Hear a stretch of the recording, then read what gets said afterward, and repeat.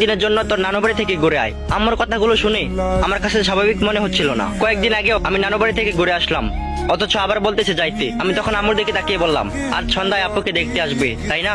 আর তোমরা চাও না যে আমি বাসায় থাকি? এমন সময় বাবা রুমে এসে ঢুকে বলল, হ্যাঁ আমরা চাই না তুই বাসায় থাকিস, কারণ তুই বাসায় থাকলে একটা না একটা ঝামেলা করবি। ছেলেটা অনেক ভালো, আনন্দমোহন কলেজের প্রফেসর, আর আমি এই ছেলেকে হাতছাড়া করতে চাই না। আমি বাবার কথা শুনে মুচকি হাসি বললাম, ছেলে যদি ভালো হয় তাহলে আমি 100% শিওর কোনো ঝামেলা হবে না। ছাদে এসে দেখি আপু ছাদের রেলিং ধরে দূরে তাকিয়ে আছে। আমি কফির মগটা আপুর দিকে এগিয়ে দিয়ে বললাম, আজকে আবার একটা মকবুল তোকে দেখতে আসবে। আপু তখন কফির মগে চুমুক দিয়ে বলল, এবার মনে হয় বিয়েটা হয়ে যাবে রে।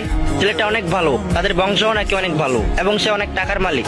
আমিও ছাদের রেলিং ধরে দূরে তাকিয়ে বললাম, ভালো হলেই ভালো। সন্ধ্যায় আপুকে দেখতে আসলো পাত্র সহ আরো কয়েকজন।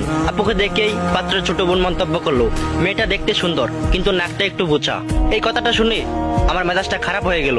আব্বু হাসি মুখে তাদের সাথে কথা বলছে আর আমার দিকে মাঝে মাঝে তাকিয়ে দেখছে। পাত্রের বড় বোন বলল, তুমি অত্যাধিক ফর্সা, আর অধিক ফর্সা মেয়েদের দেখলে মনে হয় তার রক্ত শূন্যতায় ভুগছে। আমি তখন কিছু বলতে যাব, তখন খেয়াল করে দেখলাম আম্মু আমার হাত শক্ত করে চেপে ধরে রেখেছে।